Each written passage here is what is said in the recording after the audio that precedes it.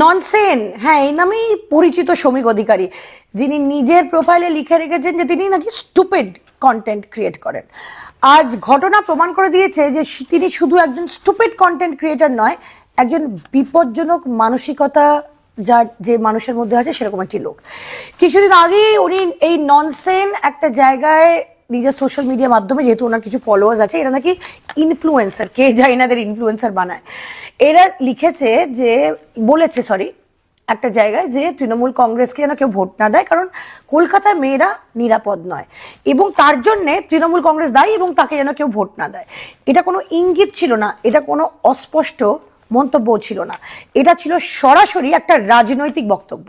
কলকাতার নারী নিরাপত্তাকে প্রশ্ন তুলে একটি নির্বাচিত রাজনৈতিক দলকে লক্ষ্য করে ভোট না দেওয়ার আহ্বান জানিয়েছে এই ননসেন। নারীর নিরাপত্তাকে হাতিয়ার করে উনি রাজনীতি করছিলেন, নিজের প্ল্যাটফর্ম ব্যবহার করে একটি রাজ্য সরকার ও একটি শহরকে তিনি কাঠগড়ায় তুলছিলেন, নৈতিক ভাষণ দিচ্ছিলেন। আর সেই প্রশ্নটা উল্টে গেছে, কারণ অভিযোগ উঠেছে, হ্যাঁ, এফআইআর এর কপি আছে আমার কাছে, যেটা তার গার্লফ্রেন্ড গিয়ে থানায় দর্জ করিয়েছে। কারণ অভিযোগ উঠেছে যে এই ননসেন নিজেই তার বান্ধবীকে প্রায় 12 ঘন্টা আটকে রেখেছে। এই ননসেন তার বিরুদ্ধে শারীরিক নির্যাতন, শ্লীলতাহানি ও হুমকির অভিযোগে পুলিশ মামলা দায়ের করেছে। এই একই ননসেনের বিরুদ্ধে মেডিকেল রিপোর্ট আঘাতের চিহ্ন পাওয়া গেছে। আজ পশ্চিমবঙ্গে কোনো সরকার অভিযুক্ত নয়, আর আজকে পশ্চিমবঙ্গের কোনো ব্যক্তি কিন্তু অভিযুক্ত নয় তোমার বাইরে। তুমি বলেছো না যে আমরা বাংলায় সুরক্ষিত নয়। আজ কোনো রাজনৈতিক দল কাঠগড়ায় নয়, আজ কাঠগড়ায় একজন তথাকথিত তুমি, you influencer, you stupid influencer. নারীর কেন নিরাপদ বোধ করে না তার উত্তরের বাইরে কোথাও খোঁজবার দরকার নেই, তার উত্তর লুকিয়ে আছে তোমার ননসেন, তোমার বাড়িতেই।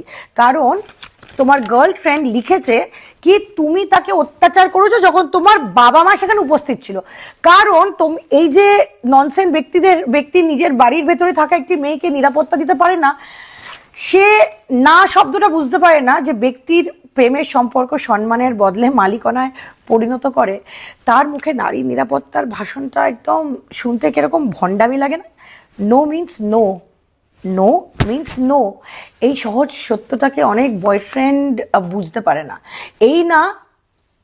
এটাই হলো তাদের সমস্যা। তাই হয়তো আপনার চোখে কলকাতা নিরাপদ নয়, কারণ আপনার নিজের বাড়িতেই একজন মেয়ে নিরাপদ ছিলেন না আপনার বাবা মার সামনে। আজ আপনার বানানো কন্টেন্ট নয়, আপনার বিরুদ্ধে ওঠা অভিযোগ উঠছে সত্যিকার স্টুপিড কন্টেন্ট, আপনি নিজেই। এখন প্রশ্নগুলো করা আপনাকে খুব জরুরি। এরা ইনফ্লুয়েন্সার, কিসের ইনফ্লুয়েন্সার? কে বানায় এদের ইনফ্লুয়েন্সার? কোন সমাজে এদের প্রভাব পড়ে? কোন মূল্যবোধে এরা প্রভাব ফেলে? কোন দায়িত্ব নিয়ে এরা কথা বলে? ইনফ্লুয়েন্সার মানে কি শুধু ক্যামেরার সামনে দাঁড়িয়ে একটা ঘুমটা দিয়ে আপনি চেঁচাবেন এবং সেটাও আবার মেয়েদের বিকৃত করে? ইনফ্লুয়েন্সার মানে কি গালাগাল, উস্কানি, অসভ্যতা, সস্তা সেন্সেশন? এই প্রশ্নগুলি উত্তর না পাওয়া পর্যন্ত ননসেন্স অর ননসেন হোয়াটএভার এর মুখে নৈতিকতার কথা সবচেয়ে বেশি ভয়ঙ্কর।